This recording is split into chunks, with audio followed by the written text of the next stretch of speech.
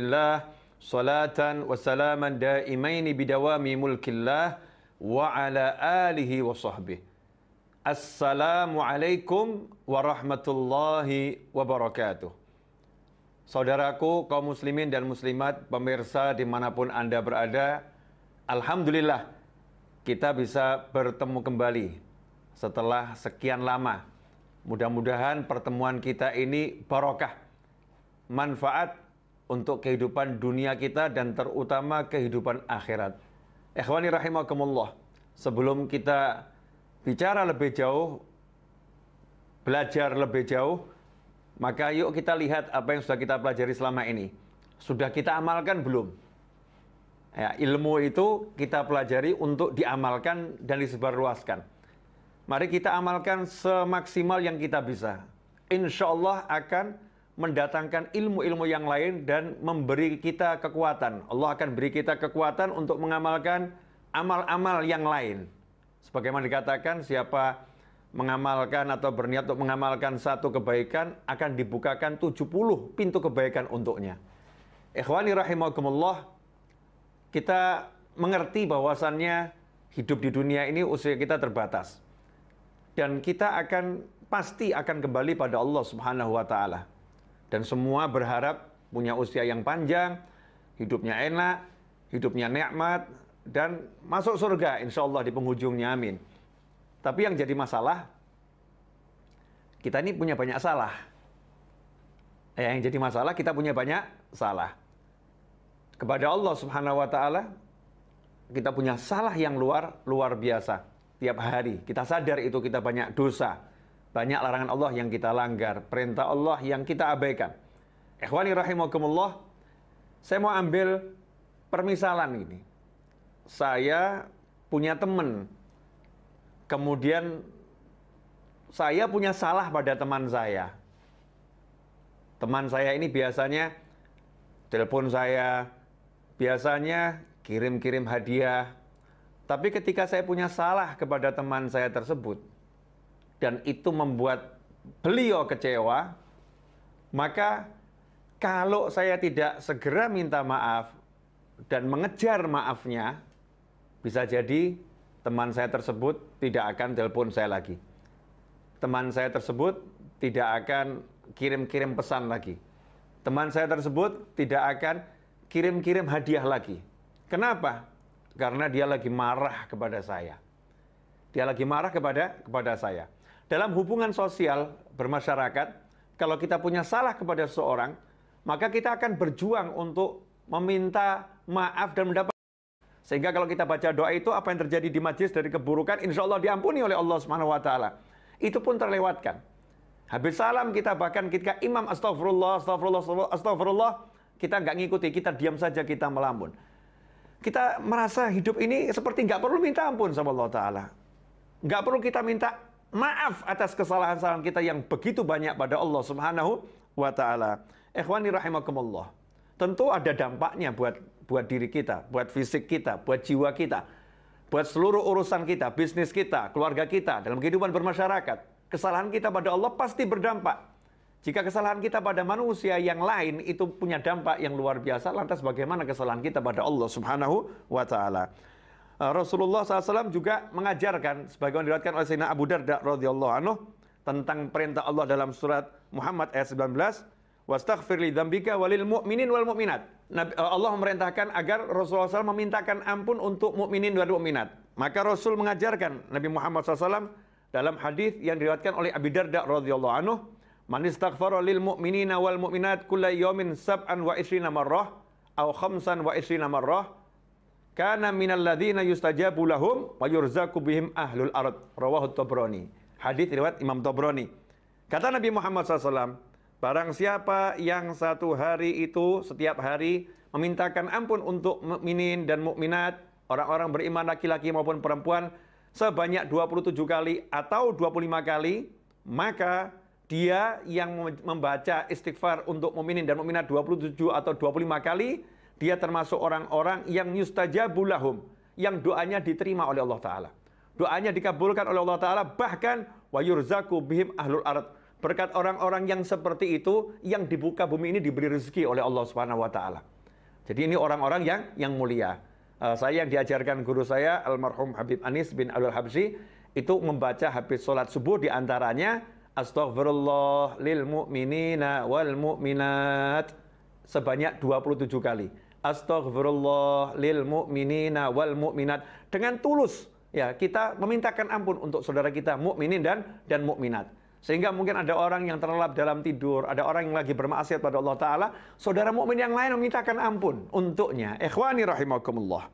Nah ini istighfar yang dilakukan oleh Nabi Muhammad SAW, istighfar yang Rasul mengajak umatnya juga untuk mintakan ampun bagi mukminin dan mukminat yang lain. Tentunya setelah mendengar semua ini kita mudah-mudahan dapat taufik ya untuk memperbanyak istighfar. Nah, apa manfaatnya istighfar? Apa keutamaan istighfar? Istighfar itu di antara manfaatnya adalah pengaman dari azab. Jadi pelindung ya dari siksa. Pelindung dari siksa. Dalam surat Al-Anfal ayat 33 Allah Ta'ala menyatakan, "Wa ma kana Allahu liyu'adzibahum anta fihim wa ma kana Allahu mu'adzibahum wa hum yastaghfirun." Dan Allah tidak akan menyiksa mereka. Ya, Allah tidak akan menyiksa mereka wa anta fihim. Sedangkan engkau wahai Nabi Muhammad SAW masih berada di tengah-tengah mereka. Wa ma kana Allahu mu'adzibahum wa hum yastaghfirun. Dan Allah tidak akan menyiksa mereka sementara di tengah-tengah mereka masih ada orang yang istighfar minta ampun pada Allah Ta'ala. Di antara tafsir ayat ini adalah ayat yang di awal tadi, dan Allah tidak akan menyiksa mereka sementara engkau berada di tengah-tengah mereka, disebutkan ayat ini turun di Mekah. Saat Nabi Muhammad SAW berada di Mekah. Saat Rasul masih ada di Mekah, maka azab tidak turun kepada orang-orang yang membenci Nabi Muhammad SAW. Nah, setelah Nabi hijrah, setelah Nabi hijrah ke Madinah, azab juga tidak turun kepada orang-orang yang membenci Nabi Muhammad SAW di Mekah. Nggak turun azab kepada mereka semua. Kenapa? Karena masih ada sahabat yang belum hijrah. Masih ada sahabat yang berada di Mekah, dan sahabat ini aktif beristighfar kepada Allah Subhanahu wa Ta'ala. Sehingga para sahabat mengatakan, para tabi'in mengatakan, para ulama mengatakan, siapa yang rajin istighfar, maka dia akan menjadi pengaman untuk dirinya dan untuk keluarganya. Untuk dirinya dan untuk teman-temannya, dari azab yang akan turun kepada dirinya maupun kepada keluarganya, pada teman-temannya. Ahli istighfar. Karena itu, ikhwani rahimakumullah, kita sadar kita banyak dosa. Agar kita aman di dunia, aman di akhirat, maka ini pegangan kita, minta ampun sama Allah Ta'ala. Minta ampun, astagfirullah. Ya Allah, aku minta ampun kepadamu. Astagfirullah. Ya Allah, aku minta ampun kepadamu. Dengan kita hayati dan sungguh-sungguh. Ikhwani rahimakumullah. Kalau kita ini mengalami rezeki yang seret, bisnis yang amburadul, kehidupan keluarga yang porak-poranda, dan hati yang gak enak, hati yang penuh dengan rasa suntuk, yang sedikit-sedikit suntuk, sedikit-sedikit sedih, susah. Ikhwani rahimakumullah. Istighfar ini adalah obatnya. Istighfar adalah obatnya. Kita masih ingat bagaimana Nabi Nuh alaihissalam menasihatkan kepada umatnya, dan itu diabadikan oleh Allah Ta'ala dalam surat Nuh ayat 10-12. Faqultu astaghfiru rabbakum innahu kana ghafara yursilis samaa'a 'alaikum midrara wa yumditkum bi amwalin wa banin wa yaj'al lakum jannatin wa yaj'al lakum anhara. Kata Allah Ta'ala, Nabi Nuh mengucapkan di situ, Fakultu, maka aku Nuh berkata, Istaghfiru rabbakum. Kalian semua hendaknya istighfar, minta ampun kepada Tuhan kalian. Saat itu kaum Nabi Nuh mengalami paceklik yang luar biasa. Bertahun-tahun tidak turun hujan, banyak hewan yang mati, banyak tanaman yang mati. Tanah kering semua. Sehingga kehidupan ekonomi, kehidupan sosial itu terancam hancur. Saat itulah Nabi Nuh ngasih solusi. Apa solusinya? Solusinya, Istaghfiru rabbakum. Minta ampunlah kepada Tuhan kalian. Innahu kana ghafara. Karena Allah itu sangat suka memberi ampunan. Allah itu suka ngasih ampunan. Para ulama mengatakan, siapa yang rajin istighfar, maka dia akan menjadi pengaman untuk dirinya dan untuk keluarganya. Untuk dirinya dan untuk teman-temannya, dari azab yang akan turun kepada dirinya maupun kepada keluarganya, pada teman-temannya. Ahli istighfar. Karena itu, ikhwani rahimakumullah, kita sadar kita banyak dosa. Agar kita aman di dunia, aman di akhirat, maka ini pegangan kita, minta ampun sama Allah Ta'ala. Minta ampun, astagfirullah. Ya Allah, aku minta ampun kepadamu. Astagfirullah. Ya Allah, aku minta ampun kepadamu. Dengan kita hayati dan sungguh-sungguh. Ikhwani rahimakumullah.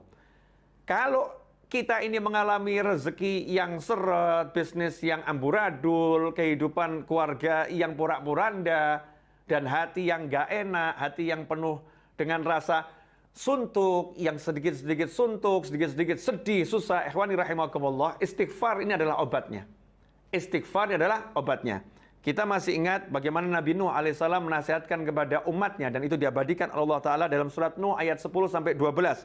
Faqultu astaghfiru rabbakum innahu kana ghaffara yursilis samaa'a 'alaikum midrara wa yumditkum bi amwalin wa banin wa yaj'al lakum jannatin wa yaj'al lakum anhara.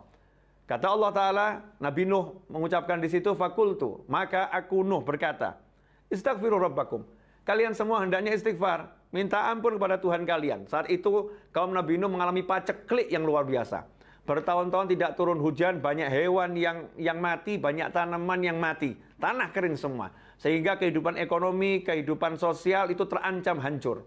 Saat itulah Nabi Nuh ngasih solusi. Apa solusinya? Solusinya, istaghfiru rabbakum.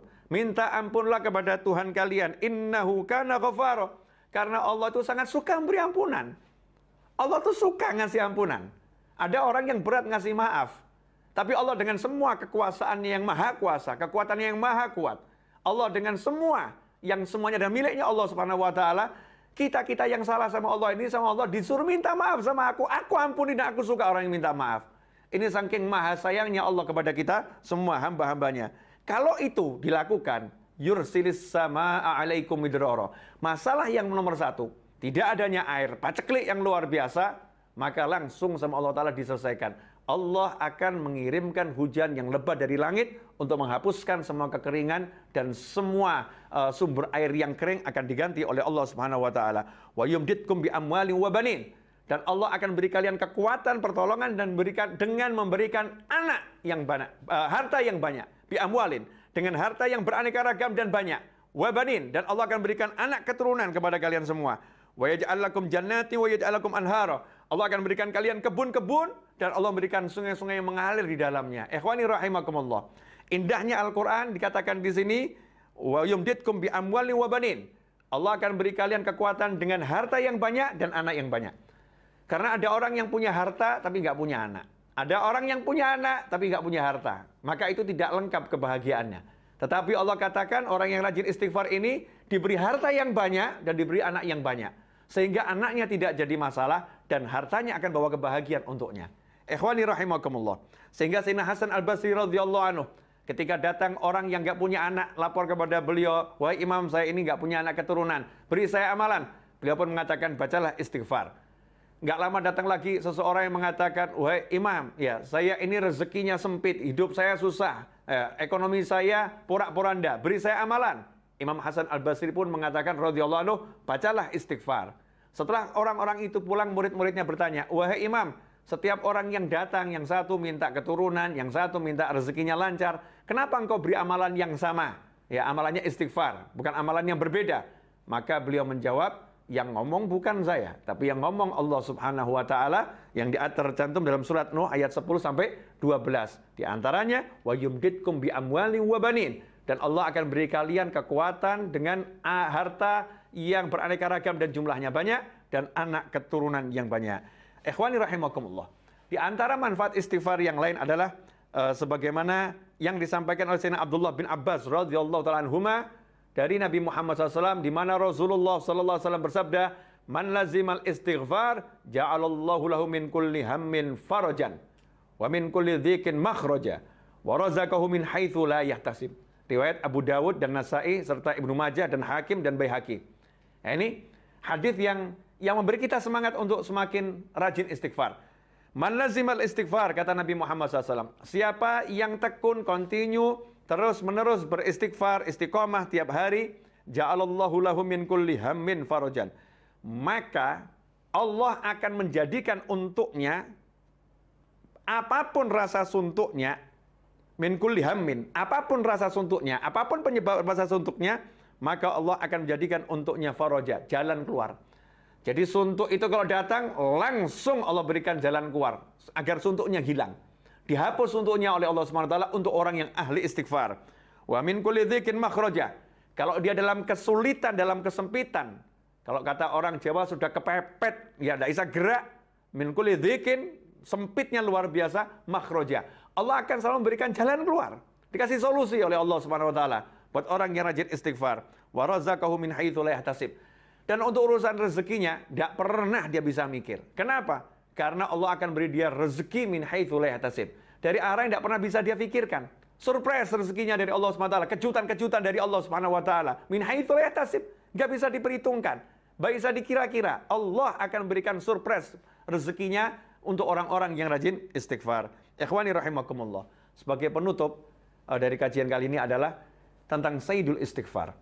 Sayyidul Istighfar ini kalau kita memang nggak bisa baca istighfar banyak-banyak, minimal ya kita baca Sayyidul Istighfar di pagi hari dan di sore hari. Penghulunya semua istighfar. Pemimpinnya semua istighfar. Sebagaimana dikatakan oleh Nabi Muhammad SAW, Sayyidul Istighfar ayyaqulal abad Allahumma anta rabbi la ilaha illa anta khalaqtani wa ana 'abduka wa ana 'ala ahdika wa 'adika ma stata'tu a'udzu bika min syarri ma sana'tu abu laka bi ni'matika 'alayya wa abu bi dhanbi faghfir li fa innahu la yaghfiru dzunuba illa anta. Itu namanya Sayyidul Istighfar. Man qalaha fin nahar muqinan biha famata min yaumih qabla an yumsiya fa huwa min ahlil jannah.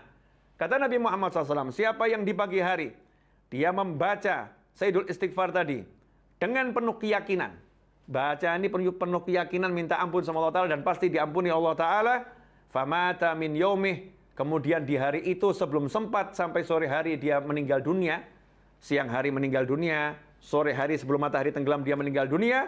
Fahuwa min ahlil jannah. Maka dijamin dia ahlul jannah. Dia termasuk penghuni surga.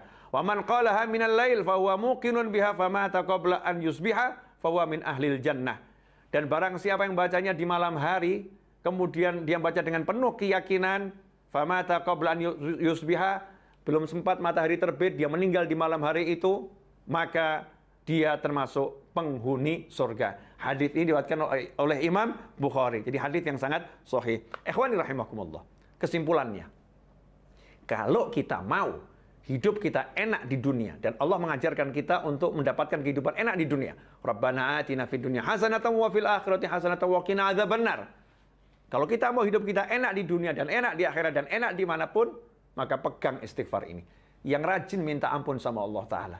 Ya, usahakan istighfar terus. Perbanyak istighfar. Selain sholawat pada Nabi Muhammad SAW, maka istighfar adalah zikir yang terbaik di akhir zaman. Sholawat, istighfar, sodakoh. Kata para ulama,